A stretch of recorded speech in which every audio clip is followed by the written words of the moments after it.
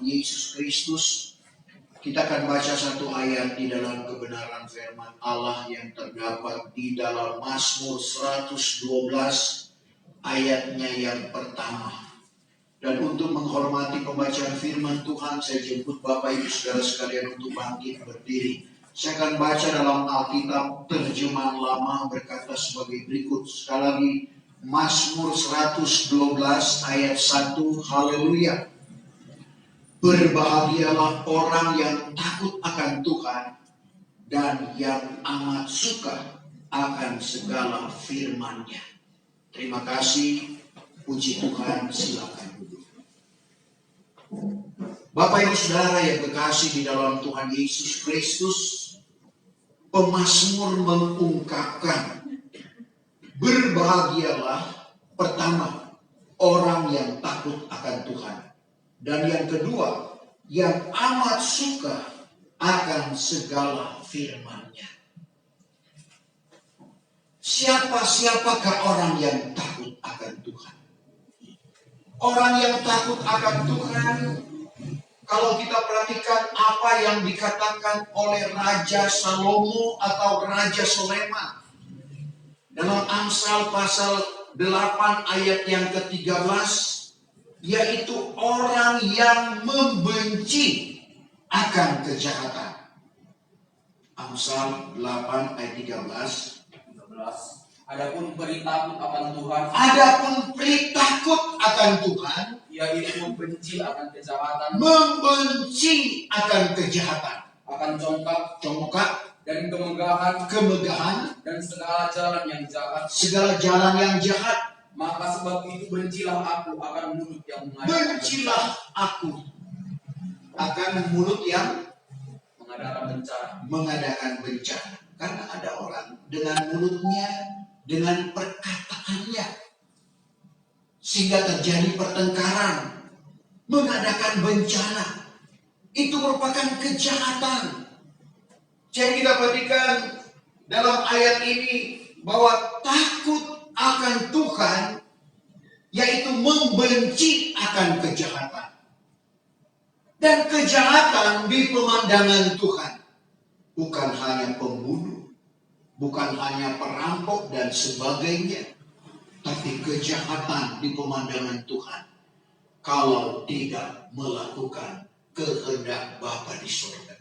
Meskipun mungkin kelihatan dia lembut, shalom, dan sebagainya, perangainya lembut, tetapi sekali lagi, kalau tidak melakukan kehendak Bapa di surga, itu sama saja dengan jahat pada pemandangan Tuhan.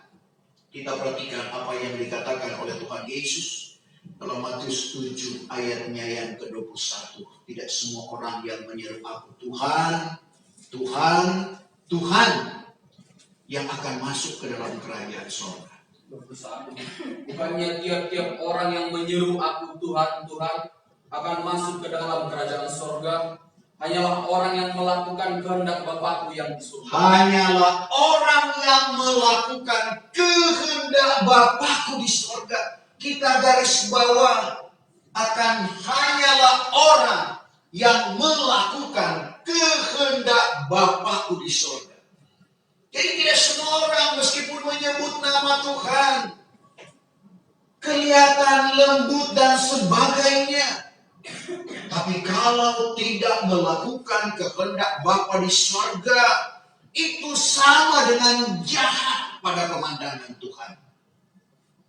Karena nantinya dalam ayat 22 banyak orang yang akan datang menghadap Tuhan. Tuhan, Tuhan, bukankah dengan nama Tuhan kami mengajar atau bernubuat?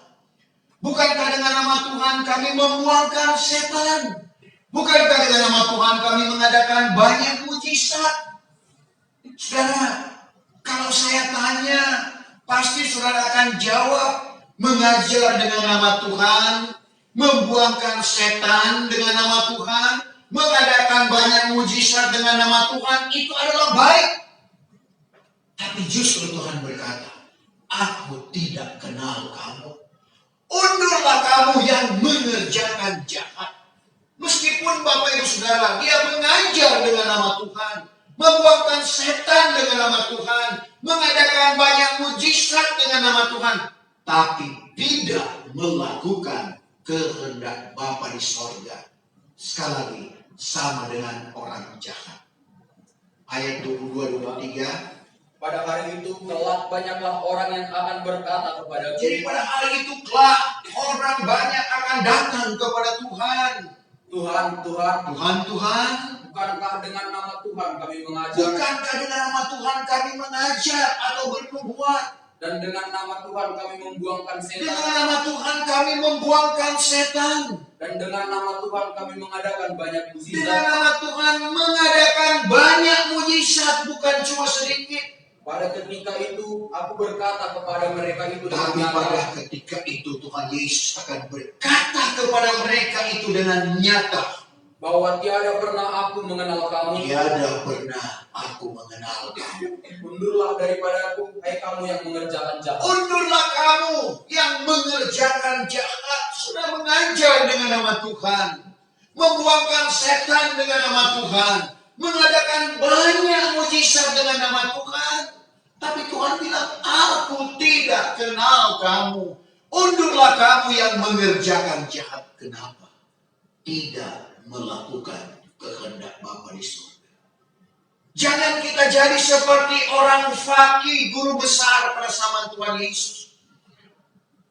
Atau orang Farisi pada zaman Yohanes Pembaptis, di mana mereka tidak mau melakukan kehendak Allah, dalam arti kata mereka menolak kehendak Allah di dalam hal Lukas 7 ayat 31. Lukas 7 ayat 31. 30. Ayat 30. Tetapi orang Farisi dan fakih Orang Farisi dan fakih atau guru besar menolakkan kehendak Allah atas Menolak. dirinya sendiri. kehendak Allah atas dirinya sendiri. Di dalam hal mereka itu tiada dibaptiskan oleh Dia. Di dalam hal mereka tidak dibaptis oleh Yahya. Berarti baptisan air itu adalah kehendak Allah. Kalau kita tidak lakukan, kita jahat pada pemandangan Tuhan. Ini perkataan Tuhan Yesus, bukan perkataan saya. Dalam Matius 7 ayat 23 tadi. Dan untuk itu Bapak Ibu Saudara, kita harus benci akan kejahatan. Jangan kita mengasihi akan jahat. Itulah takut akan Tuhan. Jadi kalau kita takut akan Tuhan, kita akan membenci akan kejahatan. Artinya kita melakukan kehendak Bapa di sorga. Paulus juga mengungkapkan dalam Roma pasal 12 ayatnya yang ke-9. Rom 12 ayat yang ke-9. Hendaklah kasih itu dengan tulus ikhlas. Hendaklah kasih itu dengan tulus ikhlas. Bencilah akan yang jahat. Bencilah akan yang jahat. Bermautlah kepada yang baik. Jadi berpautlah akan yang baik. Yang baik itu adalah firman Ibrani 6 ayatnya yang ke-5. Yang masuk hati firman Allah yang baik. Jadi Bapak Ibu Saudara yang kekasih di dalam Tuhan Yesus Kristus, dalam ayat yang kita baca ini, berbahagialah orang yang takut akan Tuhan. Takut akan Tuhan, membenci akan kejahatan, dan melakukan kehendak Bapa di surga.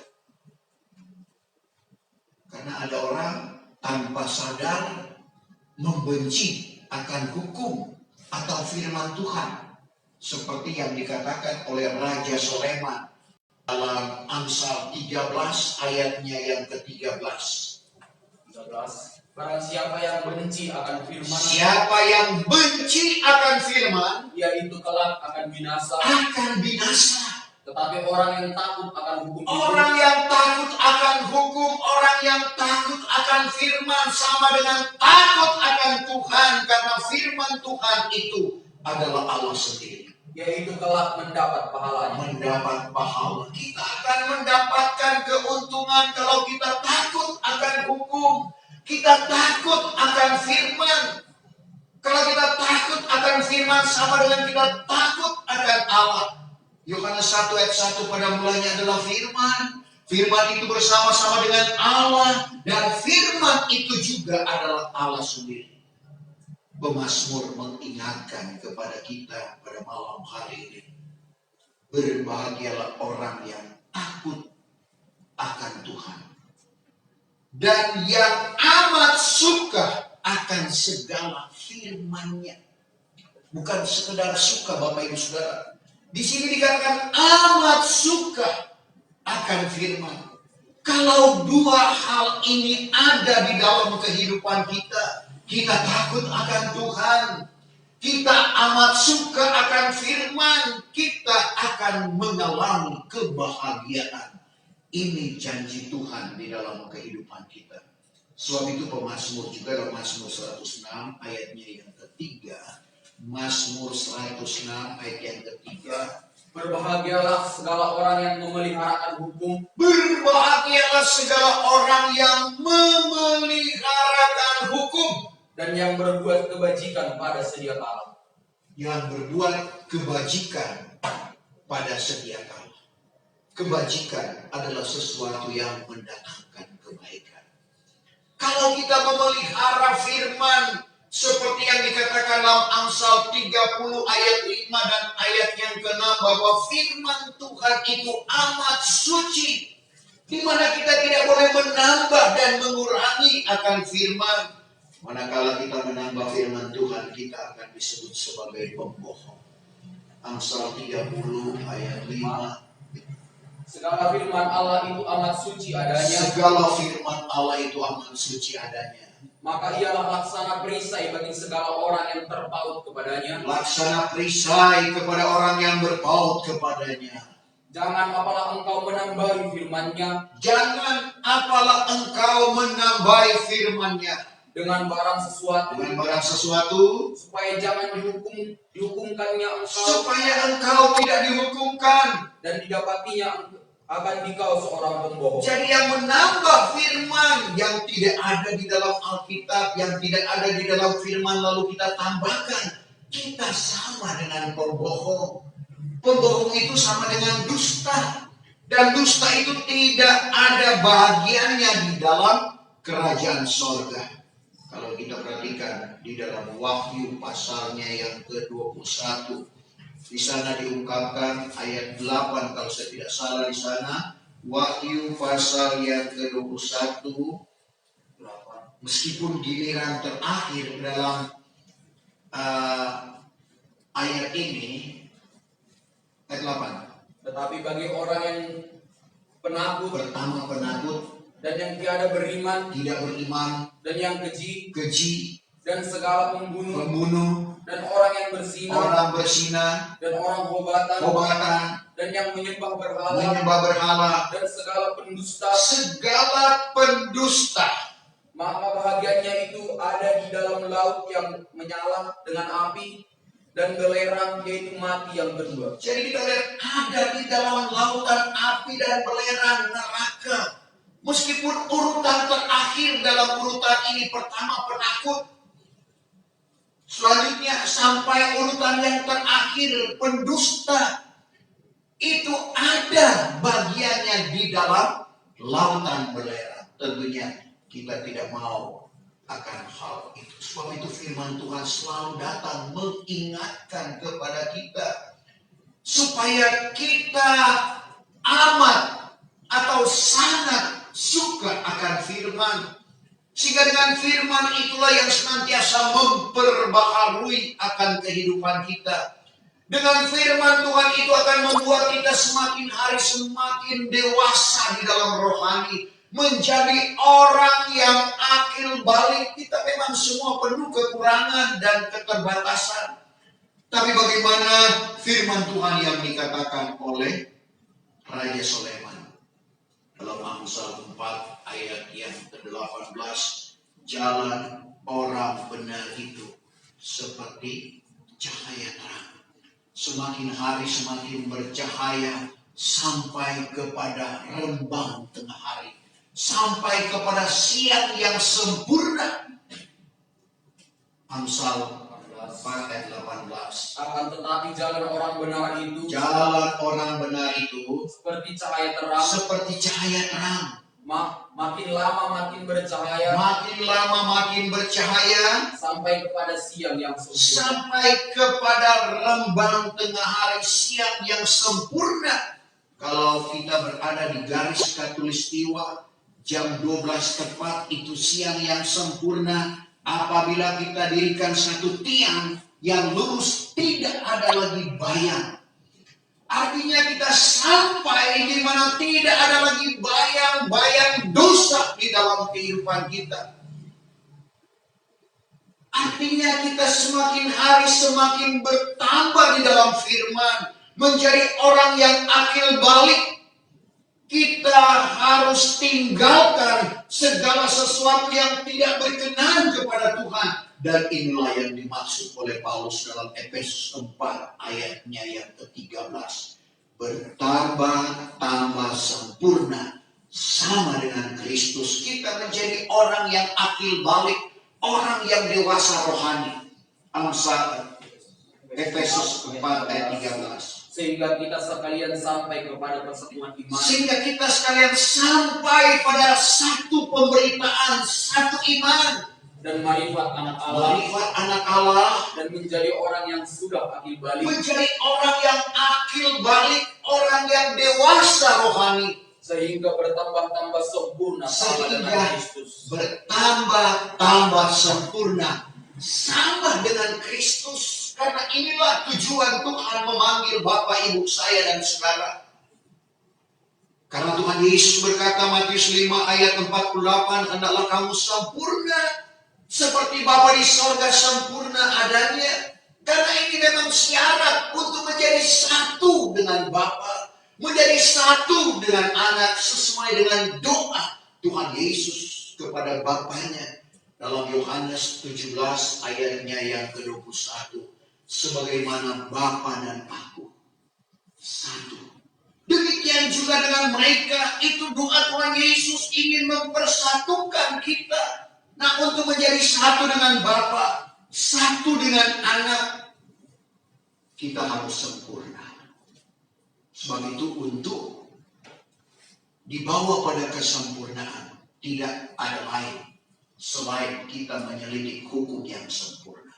Hukum yang sempurna yaitu hukum yang berlaku di zaman Roh Kudus. Bertobat, berbaptis masing-masing kamu dengan nama Yesus Kristus akan jalan keampunan dosa. Lalu kamu beroleh anugerah Roh Kudus. Inilah hukum yang sempurna yang dikatakan oleh Yakobus dalam pasal 1 ayatnya yang ke-25. Berbahagia kalau kita menyelidiki hukum yang sempurna. Tetapi orang yang menyelidik hukum yang sempurna. Orang yang menyelidik hukum yang sempurna, salinan lain. Orang yang meneliti hukum yang sempurna. Yaitu hukum kemerdekaan. Hukum kemerdekaan yaitu hukum roh. Hukum yang berlaku di zaman Roh Kudus ini. Serta tekun atau setia. Dia menjadi orang mendengar yang terlupa. Tidak menjadi orang yang dengar lalu lupa akan firman Tuhan. Melainkan orang yang menurut dengan sebenarnya. Sebaliknya menurut firman Tuhan itu dengan sebenarnya atau dengan sungguh-sungguh. Maka ialah orang yang berbahagia di dalam hal ia. Ia orang berbahagia di dalam hal ia menurut. Kenapa? Karena orang yang menyelidik hukum sempurna dan bertekun, dia akan dibawa pada kesempurnaan. Pada waktu gereja lewat kegerakan rohani yang besar pada ujung meterai yang keempat, di sanalah terjadi kegerakan rohani yang besar. Gereja akan dibawa pada persatuan iman. Gereja akan dibawa kepada kesempurnaan. Berlaku apa yang dikatakan oleh Paulus kepada jemaat yang ada di Efesus. Efesus 4 ayat 5. Di sana dikatakan satu Tuhan, satu iman, dan satu baptisan. Satu Tuhan, satu iman. Iman itu datang dari berita. Berita adalah sabda Kristus. Kita dipersatukan dengan satu pemberitaan, yaitu firman yang diwahyukan oleh Tuhan. Sebagaimana pada waktu zaman Paulus, di mana dia menerima wahyu daripada Tuhan. Meskipun tidak bisa dipungkiri dia pernah berguru pada guru besar Gamaliel namanya. Tapi pengakuannya kepada jemaat yang ada di Galatia, dalam Galatia 1 ayat 11-12, aku tegaskan kepadamu, hai saudara-saudara. Aku maklumkan kepadamu, hai saudara-saudara. Injil yang kuberitakan bukan pendapatan manusia, melainkan wahyu yang daripada Yesus Kristus. Kalau zaman Rasul Paulus itu wahyu firman. Tetapi bagi kita yang hidup di akhir zaman bukan lagi wahyu firman, bukan lagi penambahan Alkitab, tapi wahyu pengajaran. Simbol-simbol yang ada di dalam kitab wahyu diungkapkan oleh Tuhan. Apa yang kita tidak pahami di dalam Alkitab diungkapkan oleh Tuhan sehingga kita memahami apa kehendak Tuhan di dalam kehidupan kita. Nah, untuk itu Bapak Ibu Saudara, firman Tuhan datang kepada kita saat ini. Haleluya, berbahagialah orang yang takut akan Tuhan dan yang amat suka akan segala firman-Nya. Kalau kita suka akan firman, berarti kita suka beribadah seperti yang kita lakukan saat ini. Karena di dalam ibadah itu kita dengar firman Tuhan. Dan firman Tuhan adalah segala-galanya di dalam kehidupan kita. Dan firman Tuhan ini juga, kebenaran ini juga yang akan mengangkat kehidupan kita. Kebenaran ini yang akan menguduskan kehidupan kita. Doa Tuhan Yesus, Yohanes 17 ayat 17, kuduskanlah mereka itu di dalam kebenaran. Firman-Mu itulah kebenaran. Dan sekali lagi, firman itu yang akan mengangkat kehidupan kita. Sebagaimana yang dikatakan dalam Mazmur 89 ayatnya yang ke-17. Pada sepanjang hari mereka itu bersuka cita kelak. Pada sepanjang hari mereka itu bersuka cita kelak akan nama-Mu. Dan mereka itu diangkat tinggi-tinggi oleh kebenaran. Mereka diangkat tinggi-tinggi oleh kebenaran-Mu. Jadi kebenaran itulah yang akan mengangkat kehidupan kita. Sebab itu, kalau kita dengar dan menurut dengan rajin janji firman Tuhan dalam Ulangan 28 ayat 1, Ulangan 28 ayat 1, maka akan jadi kelak. Akan jadi kelak. Jikalau dengan yakin kamu dengar akan bunyi suara Tuhan. Dengan yakin kamu dengar bunyi suara Tuhan Allahmu. Serta kamu menurut dengan rajin. Menurut dengan rajin. Segala firman-Nya yang kupesankan kepadamu pada hari ini, niscaya kamu akan diangkat oleh Tuhan. Diangkat oleh Tuhan kalau kita menurut akan firman Tuhan dengan rajin. Kita diangkat, kita dipermuliakan oleh Tuhan. Allahmu tinggi daripada segala bangsa yang di atas bumi. Diangkat tinggi dari segala bangsa yang ada di atas bumi. Ini janji Tuhan. Dan untuk itu Bapak Ibu Saudara, jangan kita jadi seperti umat Israel. Mereka tidak percaya akan firman Tuhan. Padahal mereka telah melihat bagaimana mujizat Tuhan di Laut Kolsum.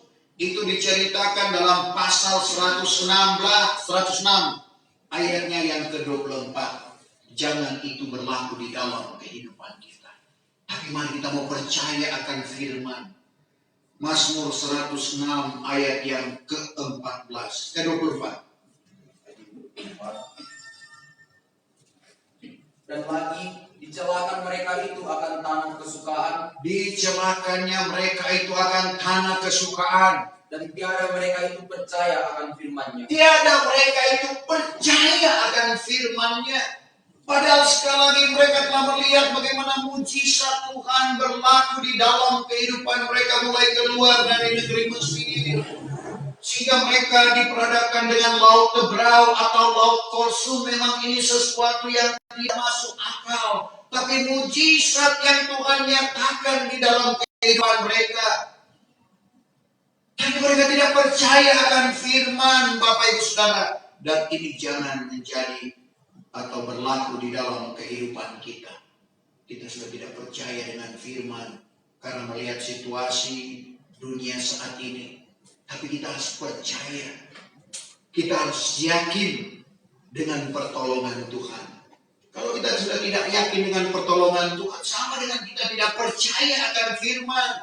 Tapi Daud mengalami satu hal yang luar biasa sehingga dia gambarkan Tuhan sebagai gunung batu, sebagai kota benteng, bahkan tempat perlindungan yang tinggi. Dan dia percaya dengan kekuatan Tuhan, dengan kemampuan Tuhan, dengan perlindungan Tuhan di dalam kehidupannya. Mazmur 18 ayatnya yang ketiga. 18 ayat yang ketiga. Bahwa Tuhan juga gunung batuku. Tuhan juga gunung batuku. Dan kota bentengku. Kota bentengku. Dan penolongku. Penolongku. Yaitu Allahku dan gunung batuku. Sampai 2 kali dia katakan Allahku, gunung batuku. Aku percaya akan dia. Aku percaya, dia percaya kepada perlindungan Tuhan. Yang perisaiku. Perisaiku. Dan tanduk selamatku. Tanduk selamatku. Dan tempat perlindunganku yang Tempat perlindunganku yang tinggi. Kita harus percaya kepada firman, kepada Tuhan sebagai tempat perlindungan kita yang tinggi. Kepada siapa kita berlindung? Apalagi menghadapi masa-masa yang sukar ini. Selain kita berharap dan berlindung kepada Tuhan. Dan sesuatu yang di luar jangkauan akal dan pikiran kita Tuhan anugerahkan. Seperti kesaksian dari hamba Tuhan ibu rumah tangga tadi.